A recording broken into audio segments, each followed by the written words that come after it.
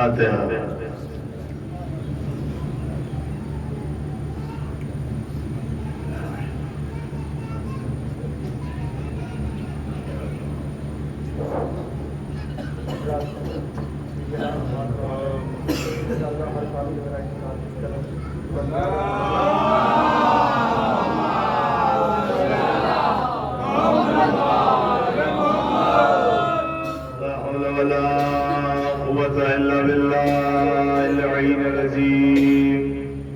بسم اللہ الرحمن الرحیم الحمدللہ رب العالمین والصلاة والسلام وعلى تحیۃ والاکرام النبی المکی المدنی القرشی المتعلبی مولا بمولا الثقلین جد الحسن والحسین ابی القاسم محمد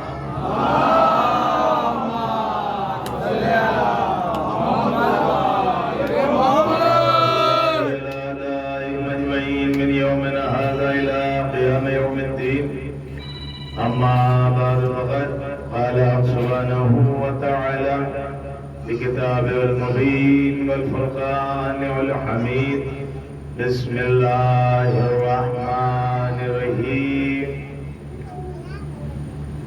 بسم الله الرحمن الرحيم ولا تلبسوا الحق بالباطل وتكتموا الحق وأنتم تعلمون صلوات پڑھیں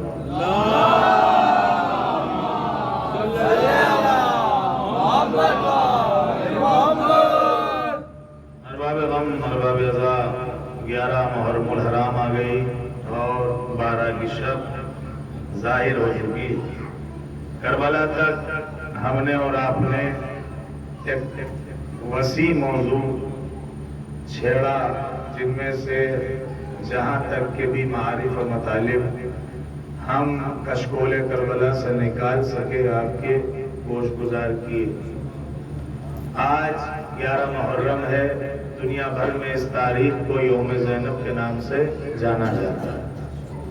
وہ زینب جو باپ کی زینت ہے، علی کی بیٹی ہے، فاطمہ کی جانی ہے، رسول کی نواسی ہے، اور سب سے اگر الگ چنیے تو عباس کی بہن ہے۔ وہ زینب عریہ مقام کہ تاریخ میں اپنی ذمہ داری کے ساتھ جو ہم نے پڑھا ہے اب تک، کیونکہ کوشش یہ رہتی ہے کہ 2 مہینے 8 دن وہی مطالب عوام تک پہنچائے جائیں جو کربلا سے لے کے شام تک ہوا، اور پھر اس کے بعد شام کے بعد جب بیویاں اور سیدانیاں وطن چلی گئیں تو اس کے سروے سروا جناب مختار ثقفی کو بنا دیا گیا۔ مختار نے حکومت دائر کری اور مختار کو جناب زینب نے ایک خط بھیجا۔ اس میں میں پہلے کہہ چکا ہوں، خطیب نہیں ہوں، بس جو سلسلہ ہے وہ آپ تک پہنچانا ہے آج اور کل کی مجلس میں۔ جناب زینب نے مختار کو ایک خط بھیجا تھا جناب سید سجاد کے ذریعے، اور اس خط کا متن یہ تھا کہ بسم اللہ الرحمن الرحیم، اے ابن ثقفی، میں عباس کی بہن ہوں۔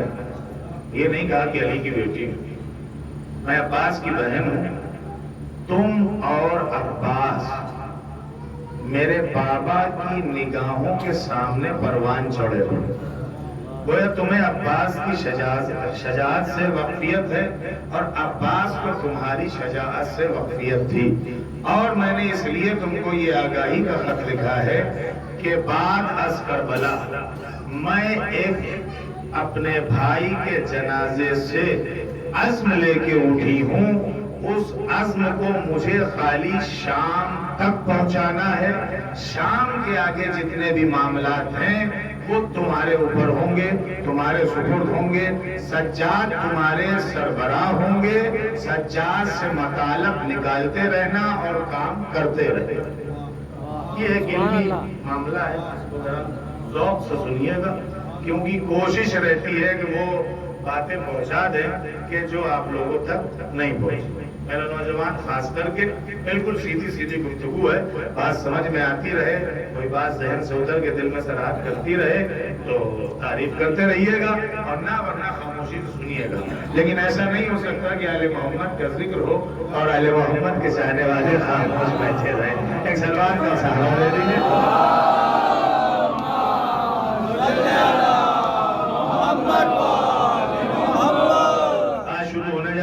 سبتین صاحب ہمارے بزرگ سب میرے ساتھ رہے۔ 11 محرم سن 61 ہجری، علی کی علی بیٹی، جملوں کی توجہ چاہتا ہوں، علی کی علی بیٹی دعویٰ ہے، اور مولانا میری تصدیق کریں گے، میرے بڑے بھائی ہیں، اور جس سے بھی آپ کو تصدیق لینا ہو اس سے لے لیجئے گا۔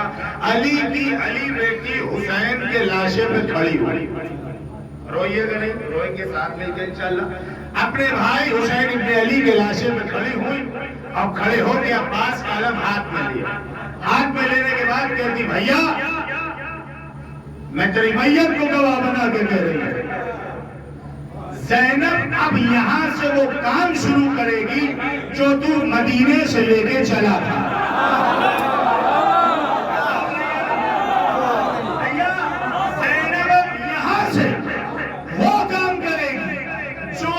مدینے سے لے کے چلا تھا۔ مجھے نہیں معلوم کہ لاش حسین سے کیا آواز آئی، لیکن اتنا ضرور جانتا ہوں کہ جب جناب زینب نے تاریخ میں یہ جملے لکھوائے تو یہ عزم بتایا گیا کہ بھائی کی میت پہ عزم لے کے چلی تو دل میں درد نہیں تھا، چہرے پہ شکوہ نہیں تھا، غم نہیں تھا، نراش نہیں تھا، ڈگمگائی ہوئی نہیں تھی۔ ہم نے تاریخ سے پوچھا کہ آخر یہ خاتون ہے کون جو نہ ڈگمگا رہی ہے، نہ ڈر رہی ہے، نہ خوف ہے، نہ دل میں روب ہے، نہ کوئی چیز کا غم ہے، آخر معاملہ کیا ہے؟ تاریخ نے جواب دیا کہ کاش کہ تم زینب کے باطن کو دیکھتے۔ اگر زینب 11 محرم کو رو دیتی تو یزید کہتا جیسے حسین کو مار دیا ہے زینب کو ختم کر دو۔ زینب کو لے جانے کا حسین کا مقصد ہی یہ تھا کہ میری بات 10 محرم کو ختم ہو جائے گی۔ اب تم جاننا کہ یزید کو کیسے رسوا کرنا ہے، کیسے اب تمہارے حوالے کہ زینب تمہیں یزید کو رسوا کیسے کرنا ہے۔ ہم کربلا تک یزید کو لے آئے۔ توجہ چاہ رہا ہوں بھیا، ہم کربلا تک، غلط کہتی ہے تاریخ کہ یزید کربلا میں حسین کو لایا۔ اس کی مجال تھی، اس کی اوقات تھی، دلیل دے رہا ہوں۔ اگر یزید حسین کو کربلا لاتا، توجہ ہے جملے پہ، کوئی گلبوٹا نہیں لگا سکتا، اگر یزید بن معاویہ حسین کو مدینے سے کربلا لے آتا تو دلیل یہ ہے حسین کبھی جگہ نہ خریدتے۔ آپ کہیں گے کیوں؟ اس لیے حسین نے جگہ خرید کے بتایا کہ اگر حسین مزار بھی بنانا چاہتا ہے تو غاصبوں کی زمین پہ، غاصبوں کی زمین پہ نہیں بنا۔ ایک بہن ہے، بات ہو سکتا ہے پوری ہو جائے یا نہ بھی ہو، کل کا دن بھی ہمارے پاس اور الحمدللہ پرسوں کا بھی۔ سوچیں آپ کہیں جانے کی پوچھنے کی ضرورت نہیں ہے، یہ جو دل ہے نا یہ آپ کی صداقت کی گواہی دیتا ہے، آپ کی فکر کی صداقت۔ خالی بستر خواب پہ جب جائیے گا رات میں سوچئے گا کہ کیا جذبہ تھا زینب، صرف سوچیں غمخوار صاحب، صرف سوچیں قبلہ سبتین صاحب کہ بیوی اور یہ مقام کا کیا جذبہ ہے۔ بچے شہید، تھوڑا قابو رکھیے، بات متاثر، بچے شہید، جوان اکبر شہید، اصغر، قاسم، عباس، بھرا گھر لے کے آئی آنکھوں کے سامنے شہید ہو گیا۔ ایسی بیوی کو تو مر جانا چاہیے۔ غلط کہہ رہا ہوں تو بتائیے، خدا نہ کرے اس دور کی عورت ہوتی تو ختم ہو جاتی، اس لیے کہ عورت کی خلقتی اللہ نے صرف نازک سے رکھی۔ یہ عزم بتا رہا ہے کہ کچھ بڑا کام کرنا تھا، یہ عزم بتا رہا ہے کہ کچھ بڑا کام۔ ایک خط تو یہ بھیجا مختار، سنیے، میں نے آپ سے اس وقت نام پوچھا تھا جناب ہند کے باپ کا، دوسرا خط جناب زینب نے 3 محرم کو لکھا تھا اپنے بھائی کے قلم سے، وہ خط بھیجا تھا کوفے۔ آپ کہیں گے ابھی تک نہیں سنا؟ جو پڑھ رہا ہوں کتاب کا ضامن نام بتا دے رہا ہوں، کتاب کا نام ہے اتمام حجت کربلا، ہمارے عالم کی لکھی ہوئی ہے، نیٹ پہ نہیں آئی ہے، یوں کتابیں آپ کو لکھنؤ وغیرہ میں مل جائیں گی، فارسی زبان میں کتاب ہے، اردو میں ترجمہ کم کوشش کریں گے تو اردو میں مل جائے گی۔ ایک خط اور وہ کس کو لکھا؟ ہند ابن عبداللہ۔ ہند کس کا نکاح میں ہے؟ یزید کے۔ کیسے نکاح میں آ گئی جب جناب زینب کی کنیز تھی؟ ہند کے باپ نے جناب عبداللہ نے اپنے دور میں کچھ قرض لیا تھا حکومت سے، حکومت تھی معاویہ، جب یہ قرض ادا نہ کر پائے تو بات یزید تک آئی بعد از معاویہ، تو یزید نے کہا کہ ٹھیک ہے قرض ادا نہیں کرتے تو تمہاری بیٹی بڑی خوبصورت ہے اور میں یہ جانتا ہوں کہ تمہاری بیٹی کو علی کی بیٹی نے تعلیم دی ہے، جس کو آل محمد تعلیم دے اس کا کردار پاک ہوتا ہے۔ ایسا نہیں ہے، کوئی بھی زیادہ وہ نہیں ہے سوچئے گا کہ مولانا بھی اچھالیں گے اور خود اچھلیں گے، نہیں۔ آج کی مجلس یوں سن لیجئے، کل کی مجلس انشاءاللہ آپ اچھلنے والی سنیے گا اسی موضوع میں۔ آج سمجھ لیجئے کل کی مجلس کا آج مقدمہ ہے جو ذہنوں میں رہے گا۔ آل محمد کی دشمن بھی آل محمد کی تعلیم کی تعریف کر رہا ہے، صرف بزرگوں سے گفتگو ہے، نوجوان خالی میرے ساتھ رہا، خط لکھا۔ وہ سب مجھے نہیں معلوم، مجھے علماء سے پوچھئے گا کہ ہند نے پہچان نہیں پایا اور بیوی نے کہا تم مجھے پہچان نہیں پاؤ گی اور یہ وہ تمام چیزیں میں نہیں مانتا ہوں، اور آپ لوگ بھی بزرگ میں نہیں مانتا، اس لیے کہ جو عالم غیر معلمہ ہو وہ یہ نہیں جانے گی کہ میں جاؤں گی ہند مجھے پہچانے گی، بات عقل میں جو آئے اس کو تسلیم کیجئے۔ بھائی میری سمجھ میں نہیں آتی میں نہیں مانتا، یا مجھے کوئی سمجھا دے۔ مجلس آن لائن چل رہی ہے، سب سے خطاب ہے، کوئی بڑا عالم سن رہا ہو، فاضل سن رہا ہو، خطیب سن رہا ہو، ادیب سن رہا ہو، یا پڑھا لکھا انسان سن رہا ہو جس کی تعریف پہ نگاہ، مجھے اس فلسفے کو بتا دو کہ زینب کو کیا نہیں معلوم تھا کہ ہم جائیں گے تو ہند سے ملاقات ہوگی؟ حسین کو پتا تھا کہ شیری کیا جا کے ایک رات رکیں گے، ہند کو نہیں، زینب کو نہیں پتا تھا، کوئی نہیں سکتا۔ بہرحال کام ہے خط لکھا، خط کیونکہ 2-4 متن ہیں۔ السلام علیکہ یا بنت عبداللہ۔ پھر کہا ہند دیکھو ایک بہت بڑا کام تمہیں سونپ رہی ہوں، جب تک میں شام نہ آ جاؤں یزید کو یہ بھنک نہ لگنے دینا کہ تم مجھے جانتی ہو۔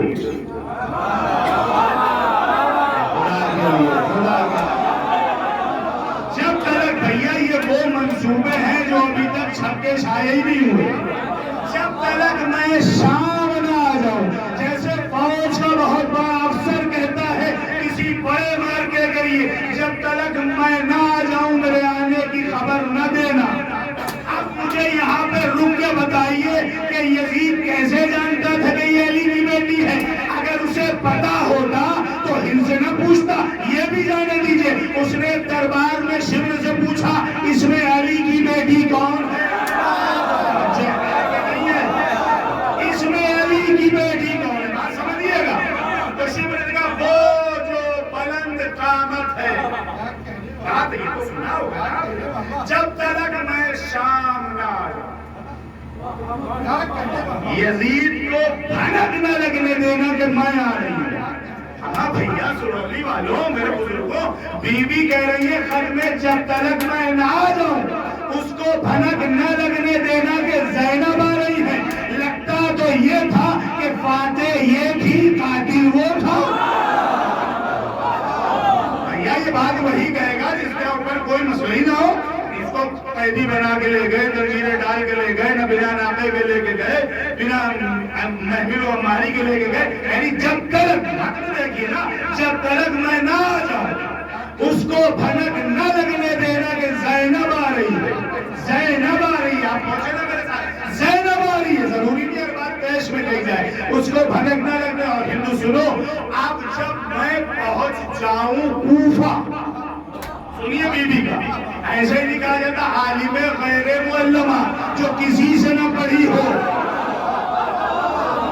پورا کا پورا کربلا کہتے عام ہوئی کیسے عام ہو جب تلک میں نہ آ جاؤں. میں 12 محرم کو کوفے میں اس ساعت پہ ساتھ یعنی گھنٹے میں داخل ہو جاؤں. ہو سکے ہند تو تم کچھ دنوں کے لیے کوفہ آ جانا، کچھ دنوں کے لیے کوفہ آ جانا. وہاں پہ تمہارا رہنے کا بندوبست شیری کر دے گی. ایک اور نیا کردار آ گیا، شیری کر دے گی. اس کے گھر میں رہنا. شیری ہماری کنیز ہے، اس کا شوہر حارث حسین میرے بھائی کا غلام ہے. لیکن خبر رہے عبید اللہ کو اس بات کی بھنک نہ لگے کہ تمہارا مقصد اور ہمارا مقصد ایک ہے. تمہارا مقصد اور ہمارا مقصد ایک ہے. 12 محرم یعنی آنے والی تاریخ کا 61 ہجری زینب داخل ہوئی اپنے کنبے کے ساتھ. اب آپ کہیں گے کہ بھیا یہ سب باتیں مجھے بھی عجیب لگتا ہے، مجھے بھی اکثر عجیب لگتی ہے. وہ کس کا شعر تھا یاد نہیں آ رہا، ایک سلوات پڑھیے محمد والے بات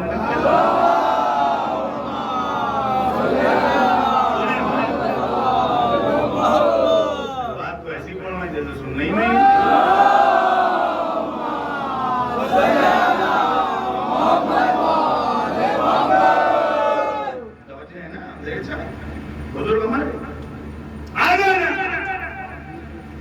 جواب کوئی نہیں دیا جناب ہند. دیکھیے ایک تاریخ میں ہے ہند اور ایک تاریخ میں اور ہے عورت اس کا نام ہے ہندا. اب جملے کی داد چاہ رہا ہے. ایک ہے قبلہ ہند، ایک ہے ہندا، ایک ہے کلیجہ چبانے والی. جملہ سن کرو، ایک ہے کلیجہ چبانے والی. جملہ آپ کے حوالے. ایک ہے تاریخ میں ہند، ایک ہے ہندا، ایک ہے کلیجہ چبانے والی، ایک ہے یزید کے حلق میں ہاتھ ڈال کے کلیجہ.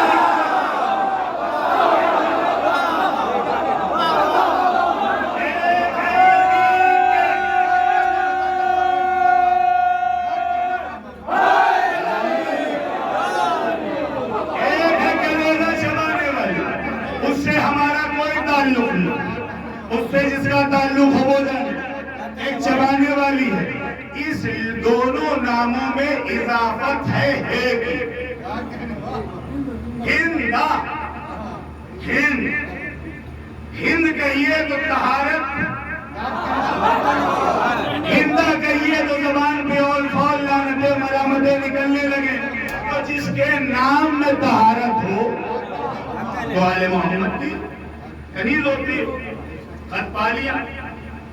12 محرم کو ادھر سے اہل بیت کا قافلہ، ادھر سے کنیز زینب. ہم کہیں پوری تاریخ میں یہ نہیں پڑھا کہ کہیں پر بھی یہ لکھا ہو. حالانکہ نکاح میں تھی یزید،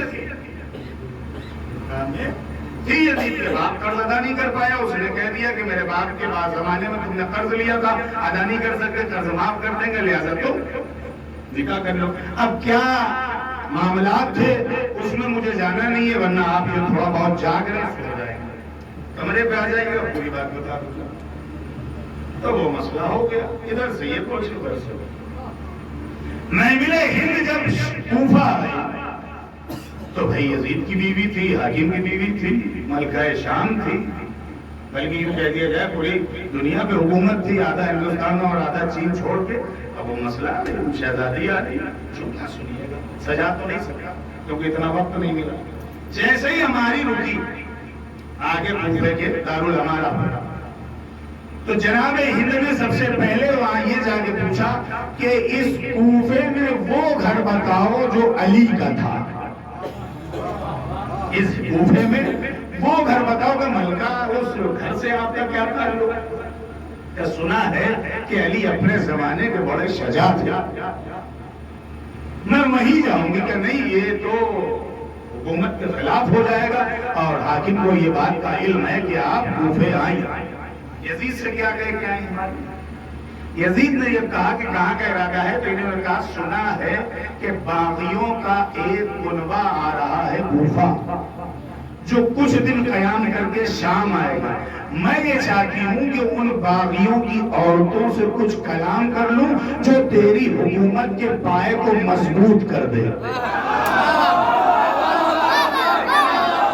میں چاہتی ہوں میرا مقدر ذہن نصیب جو آپ سب سمجھ لیں، بالخصوص میرے بزرگ جو یہ حوصلہ دیتے ہیں، میں چاہتی ہوں کہ تیری حکومت کے پائے کو جناب ہند جانتی تھی کہ مکار کے ساتھ جب تک مکاری نہ کرو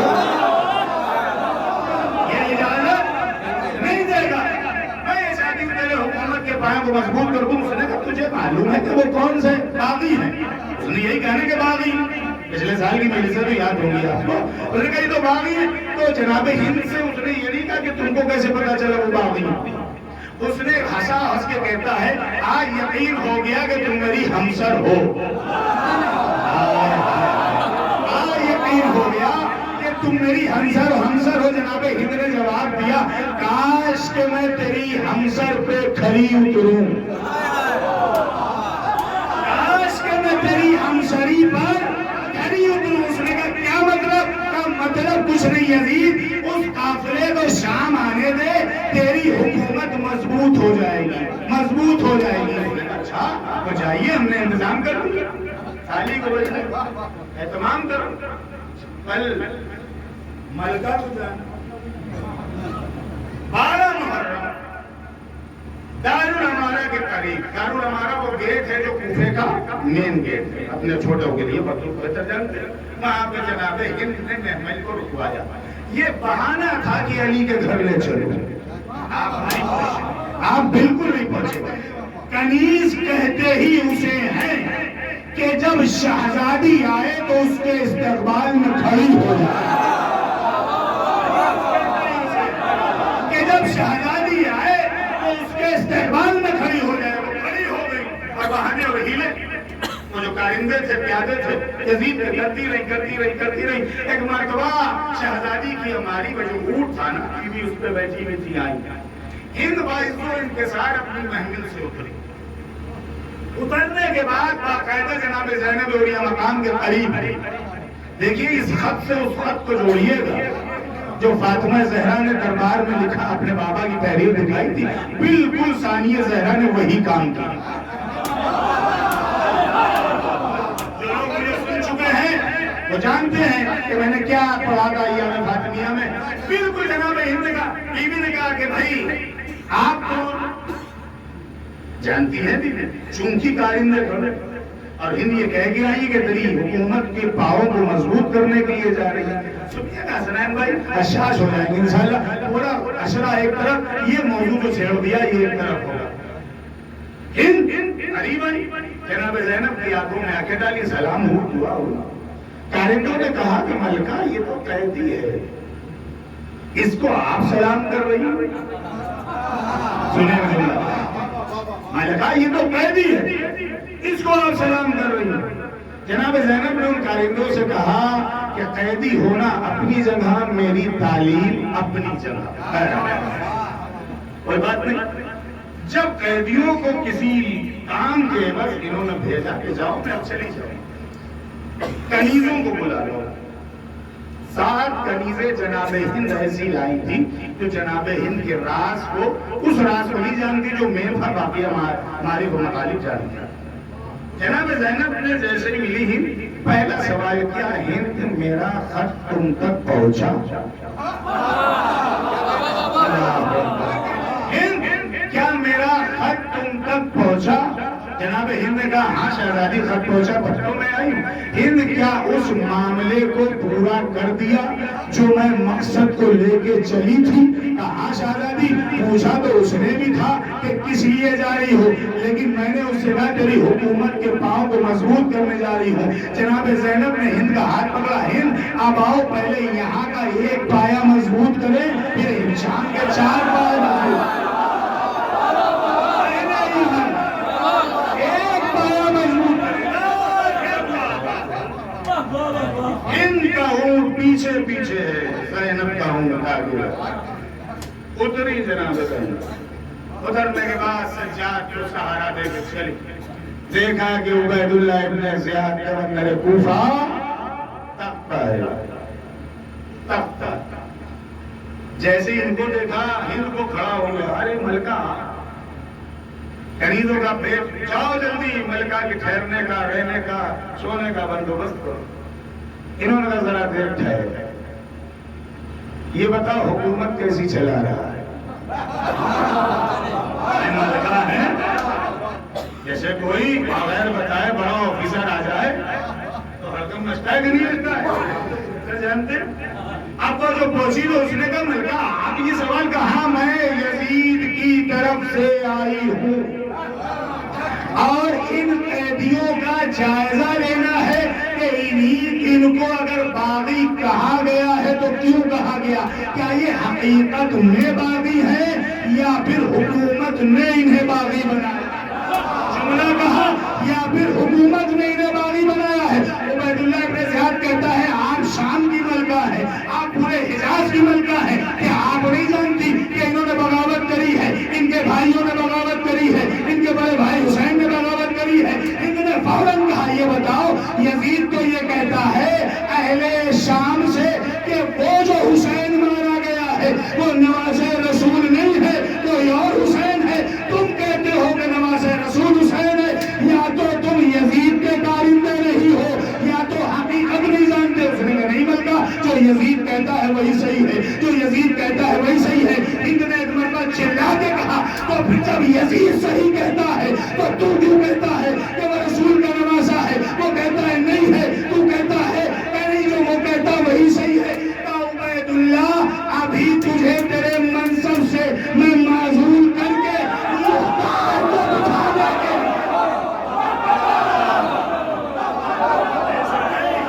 عبید اللہ ابھی میں تیرے منصب سے تجھے معزول کر دوں گی اور جس کو قیدی بنایا ہے، جس کا نام مختار ہے، اس کو تیری جگہ بٹھا دوں گی۔ کھڑا ہو گئے،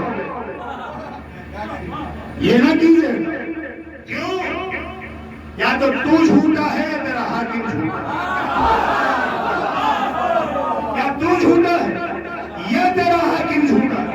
اس نے کہا میں جھوٹا ہوں، حاکم جھوٹا نہیں ہے۔ آپ نے سیاست زہرا دیکھی؟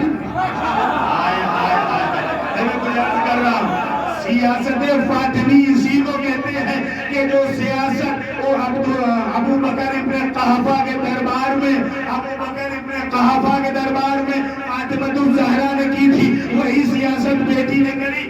فرق اتنا ہے کہ وہاں دربار میں کری گئی تھی، یہاں کربلا سے چلتے ہوئے خطوں کے ذریعے کر دی گئی۔ اس نے کہا تو پھر اپنی زبان پہ قائم رہے گا کہ تو جھوٹا ہے تیرا حاکم سچا ہے، تو جھوٹا ہے تیرا حاکم سچا ہے۔ جواب سننا ہے بی بی ایک مرتبہ غور سے کہتی ہے، ایک مرتبہ قیدی کی طرف دیکھا، بی بی زینب کی طرف، جناب ہند ایک پوچھتی ہے اے قیدن یہ بتا کیا تیرا تعلق مدینے سے نہیں ہے؟ اے قیدن یہ بتا کیا تیرا تعلق مدینے سے نہیں ہے؟ تیرے نانا عرب کے سلطان نہیں تھے، تیرے بابا عرب کے بہادر نہیں تھے، تیری اماں شہزادی جنت نہیں تھی۔ ایک مرتبہ زینب کہتی ہے لعنت ہے اس جھوٹے پہ جو ہمارے ٹکڑوں پہ پل کے ہماری جیسی نہیں کہتا، ہمارے ٹکڑوں پہ ہماری جیسی نہیں کہتا۔ اب بات کھلی، جناب ہند نے تیسرا سوال رکھا، یہ بتائیے کیا کہہ رہی ہے؟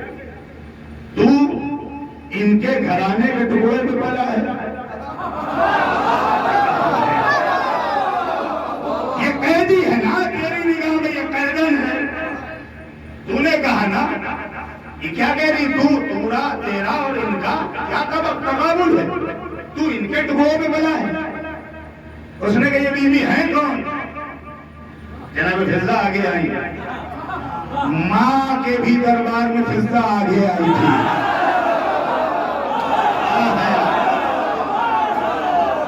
ماں جب دربار میں آئی تو بھی فضہ آگے. سلام ہے 11 محرم کو فضہ پر. کوئی موقع ملا ابھی میں تیاری ہوں جناب فضہ اور شہربانوں کی مجالسوں کے لیے. اگر تیار ہو جائیں گے انشاءاللہ کبھی نہ کبھی آؤں گا تو سناؤں. ابھی تیاری میں فضہ آگے آئی. نہیں جانتا یہ علی کی بیٹی ہے, اس کا نام زینب ہے. کیا اتنا بیوی کے لیے کہنا کافی نہیں تھا کہ تو ان کے گھرانے کے ٹکڑوں پہ بنا ہے؟ یہ اپنی شناختی تو کرا رہی ہے کہ واہ ہے تیرے اوپر کہ تو ہمارے گھر کے ٹکڑوں پہ پلا آ کر ٹکڑے انکار کر رہا ہے. ہند یہ معاشرہ دیکھ رہے.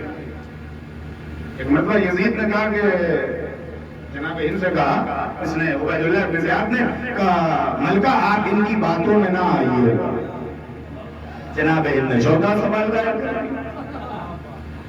کہا یہ بتا یہ مدینے کی ہیں, یہ رسول کی نواسی ہے, یہ علی کی بیٹی ہے. اب تو بتا وہ حسین کہاں گیا جو رسول کا نواسا تھا؟ جو پڑھے لکھے ہوتے میرا ساتھ دے. اب تو بتا, تو نے کہا ہے کہ تیرا حاکم جو کہہ رہا ہے, تیرا حاکم جو کہہ رہا ہے وہ سچ ہے, تو جو کہہ رہا ہے وہ جھوٹ ہے. عبید اللہ ایک کشتی پہ چلنے والے یا تو ڈوبتے ہیں یا تو غرق ہوتے ہیں. ڈوبے ہوئے کو بچایا جا سکتا ہے, غرق ہوئے ہوئے کو بچایا نہیں جا سکتا. سچ بول دے تو بہتر ہے. اس نے خط لکھا عبید اللہ یزید کو کہ آپ نے ملکہ کو یہاں بھیجا ہے کس لیے, اور یہاں پر آن کے وہ ایسی ایسی باتیں کر رہی ہیں. لگتا ہے کہ اہل بیت کا جو قافلہ حسین کا لٹا ہوا آیا ہے ملکہ حسین کے ساتھیوں میں سے ہے. یزید اپنے گھر کی خبر لے, کہیں ایسا نہ ہو کہ تیرے گھر والے ہی تیری معذولیت کا سبب بن جائیں. کہیں ایسا نہ ہو کہ تیرے گھر والے ہی تیری معذولیت کا سبب بن جائیں. بات سمجھ آ رہی ہے؟ آ رہی ہے نا؟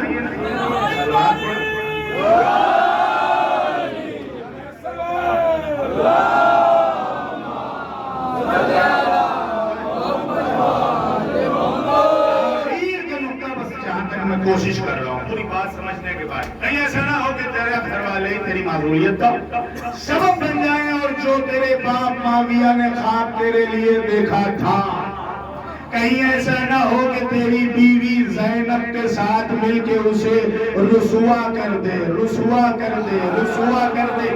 آپ ابھی بھی نہیں پہنچے. اس سزا خانے میں ہم نے خط پڑھوایا تھا معاویہ کا, وصیت پڑھوائی تھی. معاویہ نے کیا لکھا تھا کہ کسی سے خطرہ نہیں ہے, حسین کی بہن زینب سے ہوش کے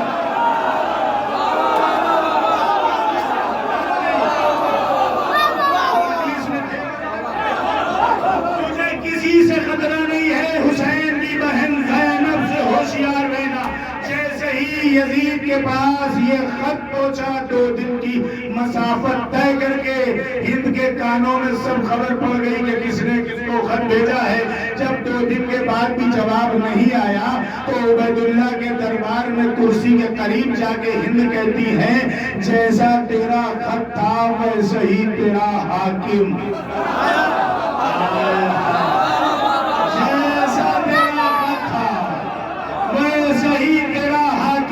یزید چاہ کر بھی ہند کو آزاد نہیں کر سکتا. پھنسا دیا بالکل. ایسا کیس دائر کیا ہے کہ پولیس بھی ضمانت لینے نہیں آیا. سربراہ پر محمد وار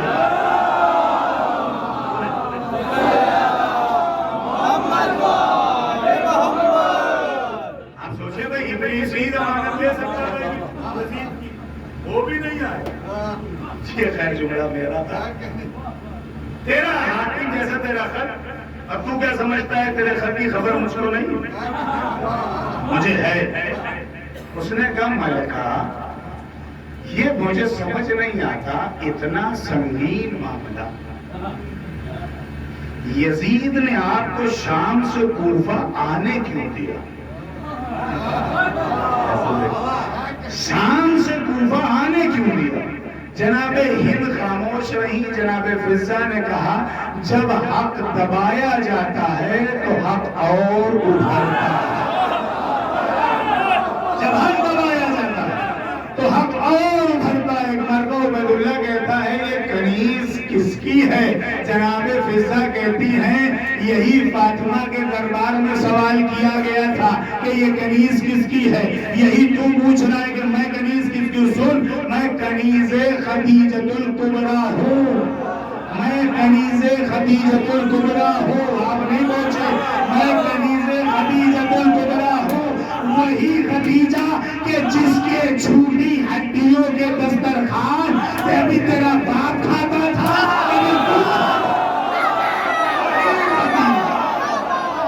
جس کے دسترخوان کی چھوٹی ہڈیاں کبھی تیرا باپ کھاتا تھا اور تم نے بھی اپنے بچپنے میں کھائی. اس کی کنیز آج آئی ہوں زینب کے ساتھ اور کوفہ فتح کر کے لوٹوں گی. آپ دیکھیں کہ ایک بیمار مردوں میں خالی سید سجاد، بچوں میں 42 بچے اور چند بیویاں. چند بیوی. جناب ام کلثوم آگے بڑھ کے کہتی ہیں اما فضہ آئیے اب میں کچھ کلام کروں. آئیے اب میں کچھ کلام کروں. ہائے ابن زیاد ان کی بیوی نے لفظوں کو بدل کے کہا ارے او یا بن الطلقہ.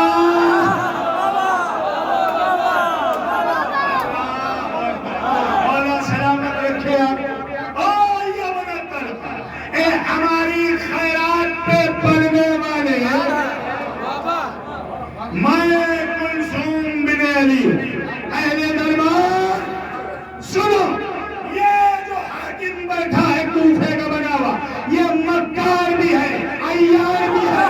مکار بھی ہے، عیار بھی ہے، جھوٹا بھی ہے. یہ کہتا ہے کہ جو حسین مارا گیا وہ میرا بھائی نماز رسول نہیں ہے. اس کے حاکم کا کہنا دربار ہے کرسی نشینوں کا.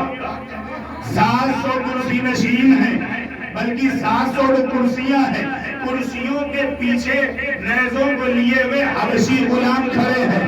ایک ایک کرسی پہ ایک ایک کرسی والا اور اس کے پیچھے حبشی غلام جو نیزے لیے کھڑے ہیں. ایک مرتبہ عبید اللہ ابن زیاد کہتا ہے اے بی بی تمہیں ڈر نہیں لگتا ان حبشی غلاموں سے؟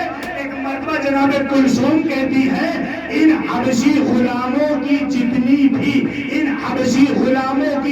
بھی صلاحیتیں جنگی ہے میرے بھائی عباس سے زیادہ تو ہے. ان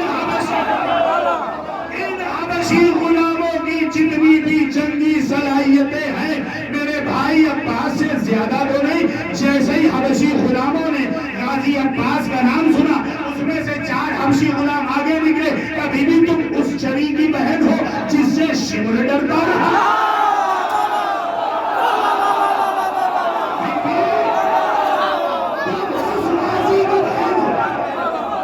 جس سے شمر ڈرتا رہا. جناب ام کلثوم کہتی ہاں میں اسی عباس کی شیر دل بہن ہوں جس سے شمر ڈرتا رہا. اور خالی ڈرتا نہیں تھا جب تلک میرا بھائی رہا شمر سو نہ پایا. جب تلک میرا بھائی رہا شمر سو نہ پایا. جتنے بھی حبشی غلام تھے کرسیوں کے پیچھے اپنے اپنے اسلحے لا کے جناب کلثوم کے قدموں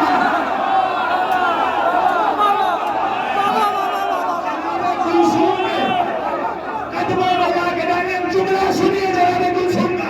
جیسے بیوی کے قدموں میں لا کے حبشی غلاموں نے اپنے اسلحے تلواریں برشی جو بھی تھے لا کے ڈالے. ایک مرتبہ کمر پر شہزادی نے ہاتھ رکھا. عبید اللہ سے کہا اچھا اب لکھ کہ حسین جیت گیا.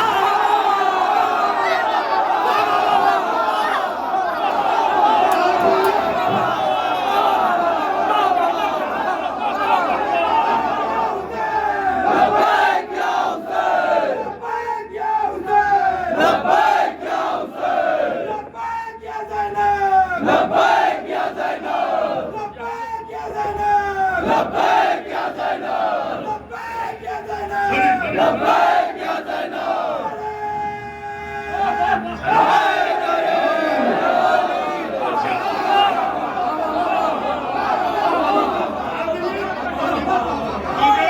قلم اور کاغذ اٹھانے کا بڑا شوق ہے.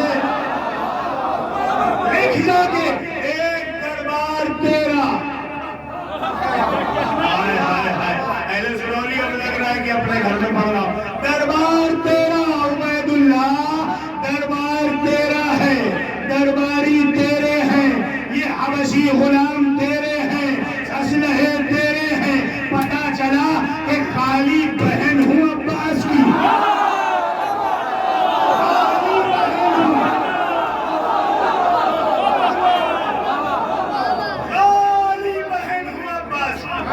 سارے اسلحے میرے قدموں میں ہیں. اب بتا تیری حکومت متزلزل ہے یا قائم ہے؟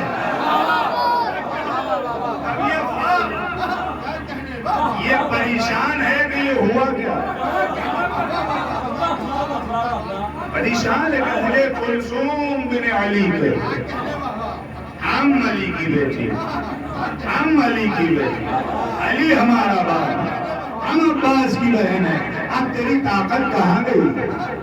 اب تیری طاقت کہاں گئی؟ اے عبید اللہ، اے عبید اللہ، وہ خط تو نکال.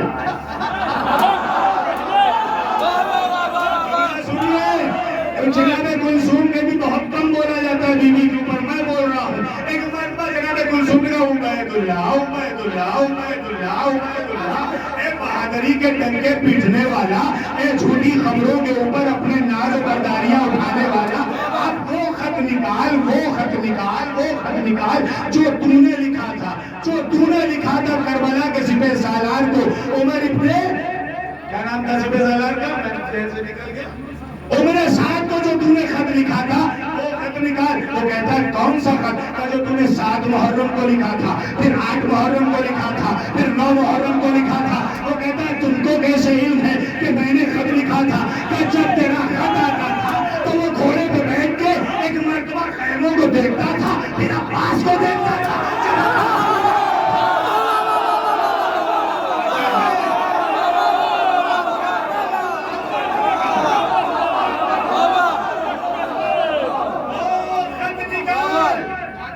جس کا جواب کچھ نہیں آتا تھا، اور تو یہاں سے کہتا تھا کہ میں سوال کچھ کرتا ہوں، جواب کچھ. شاہد رضوی نے بھی اس خط کو پڑھا ہے لیکن اپنے انداز میں پڑھا. لیکن تاریخ جو کہہ رہی ہے وہ الگ یہ ہے. شہزادی نے خلاصہ کیا عبید اللہ نکال وہ خط جس میں اس نے جواب بھیجا. وہ آتا تھا، دیکھتا بھی تھا، لیکن ہمارے خیام کو شمار نہیں کر پاتا تھا. اس لیے کہ میرا غازی جیسے ہی وہ آتا تھا، میرا غازی نکلتا تھا خیمے سے، بس گالی اپنی شمشیر کو نکال کے، بس میرا غازی شمشیر کو نکال کے خیام کی زمین کے اوپر یوں چلاتا تھا اور وہ چلا جاتا تھا. مجھے یہ خبر میرے بھتیجے اکبر نے دی تھی. مجھے یہ خبر میرے بھتیجے اکبر نے دی تھی جب میں نے کہا تھا کہ میری گود کا پالا میرا عباس، اور عباس کو جہاں پہ کلثوم نے پالا تھا، میری گود کا پالا میرا عباس. آخر بیٹا یہ کیا کرتا ہے؟ جب کوئی ادھر سے گھوڑ سوار آتا ہے، عباس تلوار نکالتا ہے، زمین پہ خط دیتا ہے، وہ سوار لوٹ جاتا ہے. تو جناب میرے اکبر نے کہا تھا پھوپھی اماں، چچا عباس کی ہیبت کے آگے وہ رک نہیں پاتا. چچا عباس کی ہیبت کے آگے وہ رک نہیں پاتا. اب بتا جیتا کون؟ میرا بھائی جیتا یا تیرا آقا یزید جیتا یا تیرا حاکم یزید جیتا؟ اس نے کہا کہ حاکم کا حکم ہے کہ اس راز کو راز رکھا جائے جو تم نے عیاں کر. اب حاکم بیٹھا ہے، عبید اللہ بیٹھا ہے. اب پھر وہی جملہ دہراؤں گا تو نہیں، اس لیے کہ دہرا دی تو بات ہی نہیں. مجلس تو پھر فاطمہ کا ذاکر نہیں. ایسے ہی سناٹا ہوا جیسے اس وقت الحمدللہ ہمارے یہاں ہے. وہ کہہ رہا ہے وہ راز تو کھل گیا جو راز تھا یزید کا. کہا اگر یزید کا راز رکھنا چاہتا ہے اور یزید یہ کہتا ہے کہ وہ حسین وہ نہیں ہے جو نواسہ رسول تھے، تو پھر اسی کوفے میں ایک مفتی ہے، اسی کوفے میں ایک مفتی ہے، اس کا نام ہے شریح. اس کو بلا لا، اگر وہ کہہ دے گا کہ حسین وہ نہیں تھے جو نواسہ رسول ہیں، ہم ہار گئے تو جیت گئے. نکال کے لائے بھیا ان کو. اب وہ آنے کے بعد خاتون جنت کی بیٹی نے کہا کہ شریح تمہیں میرے بابا کی دیانتداری پہ کوئی شک ہے کہ نہیں؟ کہ قضاوت کیا تم کو میرے بابا نے نہیں سکھائی؟ کہ بالکل صحیح ہے. کہ اب یہ بتاؤ میرا بابا کون ہے؟ تم بتاؤ گے کہ میں بتاؤں؟ میرا بابا کون؟ تو شریح نے کہا علی. کہا پھر جب علی میرا بابا ہے تو تم نے یہ بتاؤ کیا حسین نے کون سا جرم کیا تھا جو تم نے قتل حسین پہ فتویٰ دے دیا؟ شریح کہتا ہے میں نے نہیں دیا، مجھ سے پہلے تابعین آئے، تابعین آئے، صحابیوں کے رشتہ داروں نے اور صحابیوں کے بیٹوں نے فتویٰ دیا، میں نے فتویٰ نہیں دیا. کہتا کس صحابی؟ بیوی کہتی کس صحابی؟ کہا آپ کے نانا کے صحابی. کا نام بتاؤ. کہ جناب عثمان ابن عفان کا بیٹا، جناب عثمان ابن عفان کے 2 بھانجے، جناب عثمان ابن عفان کے 3 بھتیجے، جناب عثمان ابن عفان کا سگا داماد. انہوں نے کہا کہ فتویٰ جائز ہے، حسین کا قتل کرنا چاہیے. سنیے گا تھوڑا علمی بحث، پھر انشاءاللہ عروج میں چلے. پھر عمر ابن عبداللہ ابن عمر ان کے پاس جب گئے تو انہوں نے کہا نہیں یہ بات غلط ہے، حسین کسی غلطی پہ نہیں ہے. میں نے جملہ کہا ہر بات تیز نہیں کہہ سکتا، مجھے بھی 2 مہینے تک سینہ و کلا سنبھال کے رکھنا. کہا عبداللہ ابن عمر نے یہ کہا کہ حسین سے کوئی ایسی غلطی نہیں ہوئی ہے، فتویٰ کیسا؟ لیکن رات میں ہی یزید نے عبداللہ ابن عمر کے دروازے پہ 90 خچروں کی کھال میں اشرفیاں بھروا کے بھیج دی تھی. 90 گدھے کی کھالوں میں اشرفیاں بھروا کے بھیج دی تھی. رات میں عبداللہ ابن عمر نے کہا کہ حسین کی کوئی غلطی نہیں ہے، فتویٰ نہیں دیا جائے گا. صبح فجر کی نماز پڑھنے کے بعد سب سے پہلا فتویٰ جو دیا ہے وہ عبداللہ ابن عمر نے دیا، اور یہ کہہ کے دیا ہے کہ اگر حسین کو قتل نہ کیا گیا تو رسالت معاب کے اسلام میں تہو زلزل ہو جائے گی. دیکھیے اور بتاؤ شہزادی گویا ہے وہ بتا پورے کے پورے 80,000 لوگوں کے دستخط اس نے گنوائے. قافلہ وارد ہوا ہے عصر ظہر کے وقت. رات میں یوں سمجھئے اس زمانے میں کہ 1 بج چکا تھا، شہزادی کھڑی تھی، شرح دستاویز دکھا رہا تھا. ایسے ہی لگا تھا. اب سمجھ میں آیا کہ جب علی کی بیٹیاں بولتی ہیں تو درباری ہلتے نہیں ہیں. دربار بیٹھا رہا، شہزادی بولتی رہی. ابھی تو جناب سید سجاد اور جناب زینب کا موقع ہی نہیں آیا، جبکہ جناب سید سجاد نے پورا خطبہ دیا ہے کوفے میں، شام میں جناب زینب نے دیا. ابھی تو نمبر ہی نہیں ہے صاحب. 13 محرم یا 14 محرم کو پھر یہ قافلہ چلے گا تو شام کے لیے روانہ ہوگا. پھر جو راستے میں مسافات پڑیں گے ان کے درمیان شہزادیاں تقریریں کرتی جائیں گی، خطبے دیتی بھی جائیں گی کہ میرا بھائی حق پہ تھا، میرا بھائی حق پہ تھا، میرا بھائی حق پہ تھا. اتنا وقت بھی نہیں میرے پاس، پھر بھی انشاءاللہ پرسوں تک جہاں تک ہوگا میں عرض کرتا چلا جاؤں گا. شہزادیاں گئی اس راستے میں. اس نے کہا کہ اس راستے سے نہ لے کے آنا، شام جہاں پہ اہل بیت کے چاہنے والے رہتے ہیں اس راستے سے لانا جو دور کا راستہ ہے. جناب زینب نے فوراً شکر کا سجدہ کیا. پروردگار تیرا شکر ہے کہ دور کی مسافت طے ہوئی ہے, دور کی مسافت طے ہوئی ہے. میں اپنے بھائی کے مشن کو آرام سے کامیاب کر سکتی ہوں. جتنی دور بات پہنچے گی کہ حسین جیت گیا, اتنا ہی زیادہ ایک مسئلہ تھا اس میں. مسئلہ تھی کہ دور کا راستہ چنا گیا. زینب نے شکر کا سجدہ کیا کہ معبود جہاں جہاں جاؤں گی زینب کی حکمت بھیا, حکمت خدا ہے. جتنی دور خبر پھیلے گی, یہ کون ہے؟ اب یہ خبر سے ملائیے, یہ کون ہے؟ فاطمہ. یہ کون ہے؟ فاطمہ. شہزادی جن راستوں سے گئی, قوم قبیلے گاؤں والوں نے پوچھا یہ کون ہے؟ زینب. کس کی بہن؟ عباس کی.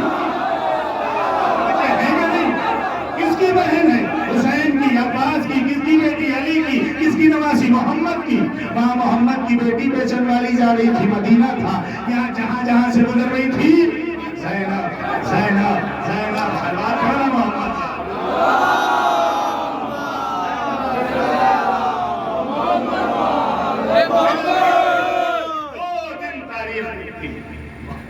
بی بی بیٹھی, سب کرسیوں پہ تھے. شہزادی زمین پہ بیٹھ جاتی تھی جب تھک جاتی تھی, کھڑی ہوئی. چوتھے امام نے ایسے کسا. حسین نے ایک بیٹی بھی ہے جس کا نام سکینہ. جب جناب کلثوم کو بولتے دیکھا تو ایک مرتبہ آگے بڑھے, بولتا چلا پایا. لہنے اطفالی ہے, تھوڑا سا قبول کے 10 منٹ کی بحث اور ہے, باقی انشاءاللہ خیر. جناب سکینہ آگے بڑھے بلکہ کہتی ہوں عبید اللہ میں سکینہ ہوں, میں سکینہ ہوں. میرے امو کا نام عباس ہے جس کے نام سے تیرے بھیجے ہوئے پیادوں کی نیندیں حرام ہو جایا کرتی تھی. جانتا ہے میں اسی عباس کی گود کی کھلائی ہوئی ہوں جس کے بازوؤں کو میں چومتی تھی. جتنے درباری تھے سکینہ کو دیکھ کے رونے لگے. شام میں بھی جناب زینب سکینہ انقلاب لائیں, کوفے میں بھی جناب سکینہ انقلاب لائیں. جب شام کے کوفے کے جو درباری تھے, کرسی نشین تھے, وہ بیوی کو دیکھ کے رونے لگے. ایک مرتبہ عبید اللہ سے کہتے ہیں عبید اللہ تجھے اس بچی پہ ترس نہیں آیا؟ جملہ سنیے گا پھر مسائل. عبید اللہ تجھے اس بچی پہ ترس نہیں آیا؟ جناب سکینہ نے کہا اے درباریوں, ترس اسے آتا ہے جس کے سینے میں دل ہوتا ہے. معصوم بچی کا معصوم جواب. میں دیکھتی رہی میرا بابا قتل ہوتا. کیا کیا بتا, میں دیکھتی رہی میرا بابا قتل ہوتا رہا. میں کربلا سے کوفے تک پیدل آئی ہوں. بھیا سجاد کی جو لنگر ہے اس کے ایک سرے میں میرا گلا بندھا تھا, ایک سرے میں محمد باقر کا گلا تھا. دونوں بچے چل رہے تھے. سجاد نہ توا اونٹ پہ بیٹھے ہوئے. کیا پڑھوں میں آپ کے سامنے؟ اصل مسائل تو آج 11 محرم سے شروع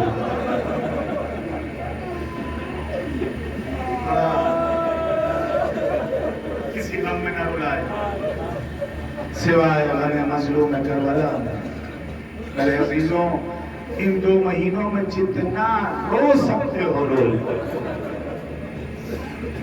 ہماری کی آنکھیں خشک ہو جاتی ہیں, سوکھ جاتی ہیں, نہیں رو پاتے. کتنا رو, لیکن وہ سجاد 40 سال خون رو. بس اب جملہ سنیں. جناب شیری سے مربوط مسائل ہیں. جناب شیری کے شوہر جناب حارث.